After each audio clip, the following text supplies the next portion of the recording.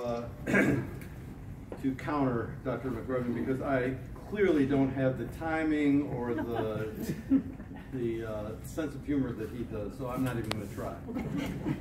I'm really going to try to get through this in one piece, but I do want to thank you for the kind words, and Kaufman and the department for putting this on.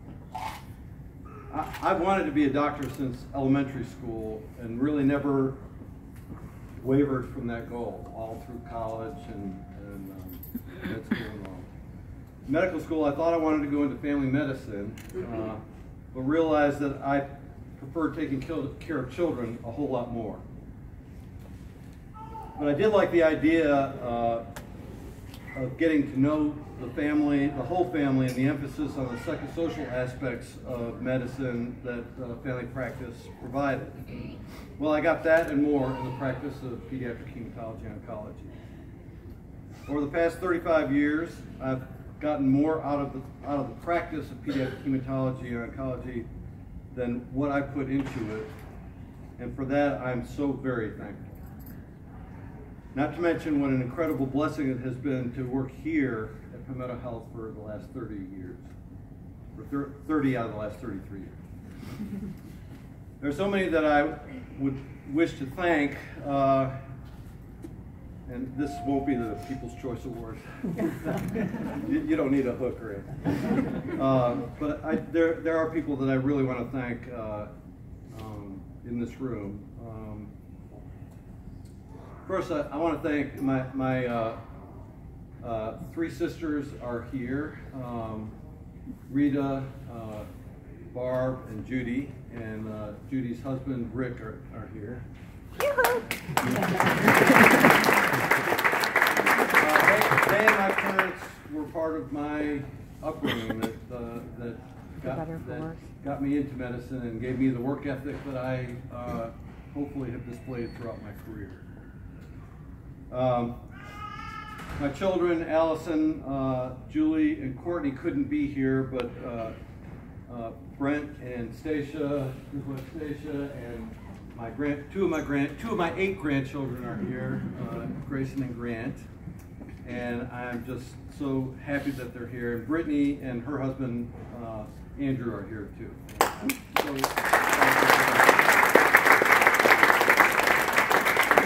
And also, there are a lot of other people here that I care dearly about, Pastor Crow, but Mike and Debbie Townsend have been with me through thick and thin, and have been just a tremendous support to me, and I don't know where they are. But, there. And I just want to thank them for coming for this occasion. Now to the Department of Pediatrics. Where's Dr. Derek? I'm hiding. Well, you can't hide. You can run, but you cannot hide. He was in the Kaufman Taylor bathroom. I'm an old man.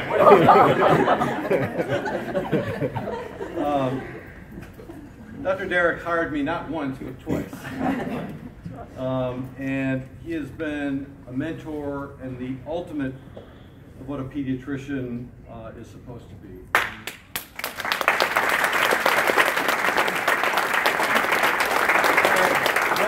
Unsuccessfully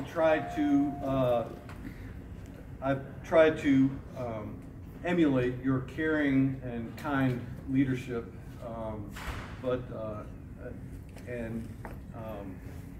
that you have displayed over the 29 years that you were my boss, and I just appreciate you very, very much.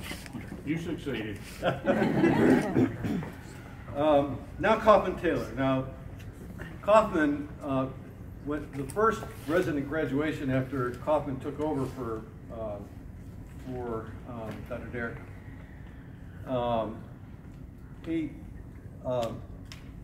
Kevin said, since I've been here, I've gotten, well, in the last month, since Kaufman's taken over for Dr. Derek, I've gotten more emails from him than the whole time. And Kaufman does like to communicate. But I've known Kaufman, as he said, as a student, a colleague, a friend, and a boss. We actually bonded over a precious and precocious 2-year-old in the PICU when we were doing a double volume exchange transfusion manually, and I, ever since then we've our friendship has grown. And he was able to take over for the Bear Bryant of pediatrics and do a tremendous job. And I just appreciate his dedication to the faculty and to the children of South Carolina.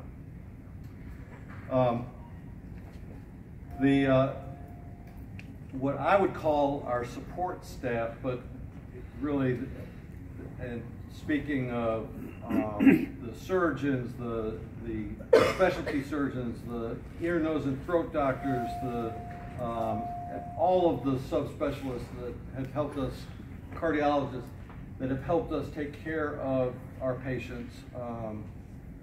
I just appreciate all that they have done for our patients and the caring and compassion with which they provided care to the kids.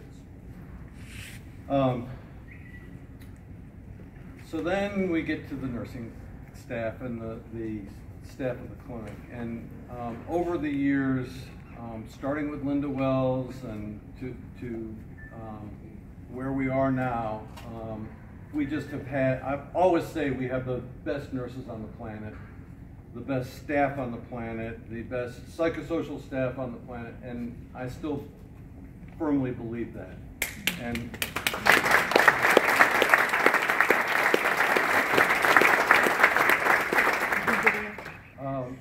I think one of the most common phrases heard in our clinic is, "How can I help?" Whether it's said to a patient or a parent or to a salty physician. And that they, I mean, the entire staff, whether it's social workers or child life or administrative staff, that's how they roll. And I just am so appreciative of them. Then also, they're not here, but I have great appreciation and am so thankful for the patients and the parents that we've served.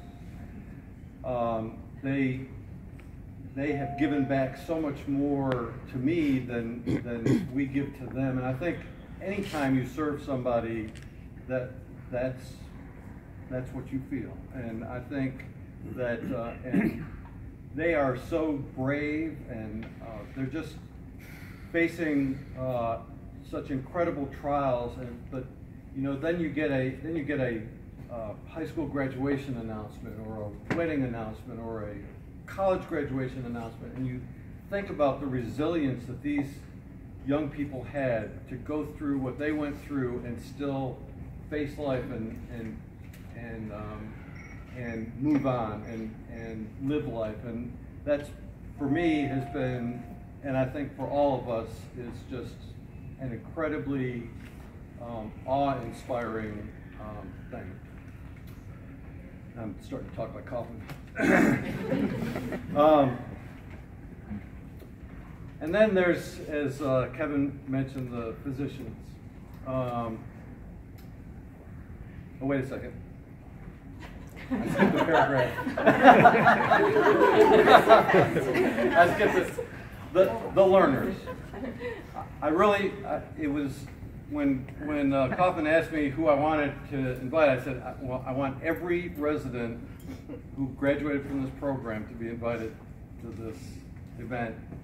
Not because I wanted them to thank me, but because I wanted to thank them for always keeping me on my toes, always challenging me, and for endearing themselves to the patients that we serve, and it's been one of the greatest joys of my career is to teach young physicians and be a part of them taking care of children, and so that's been a great joy for me. And I'm sort of even proud to say that I had a part in teaching my replacement, Dr. Stuart Kramer, and actually even had a part in teaching his mentor at University of Alabama at Birmingham, who was a resident in Arkansas before I came here, and says that he'll even admit it that I was a part of his reason. Okay, now my partners. We have had an incredible team of physicians in our division, and there are no words to express the gratitude that I have for having had the opportunity to work with Paula and Laura, and now that that bundle of energy and enthusiasm that is Shilpa Shivakumar. And of course, Dr. Pepper in his time.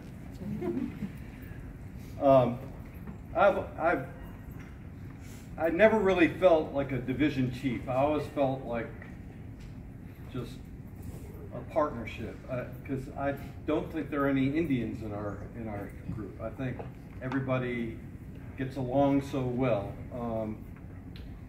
We work so well together, and I think part of that camaraderie that we had is the reason that so many of our residents have gone into EMOC, much to our pride and much to Dr. Hallman's chagrin. But I think it's been 6 running years now that we've had, and there are more even before that. So and I'm so proud of the residents who have gone on to go into EMOC and carry on the torch. But our team is a great team. We patient handoffs are seamless. Nobody ever dumped on anybody. I mean, it was always, well, I'll do it. And if you needed a weekend off, all you had to do was ask, and somebody would say, well, I'll switch with you, or I'll take it for you. As the residents who have been through our rotation sometimes our patient review conferences on Tuesdays at 1 o'clock are more like stand-up comedy with a little oncology black humor in there, but rather than a meeting of the minds to take care of patients. But we did that too. Stuart, I leave you a fantastic team and another young pup coming up in August. So I think you'll be well supported and as you take over the division.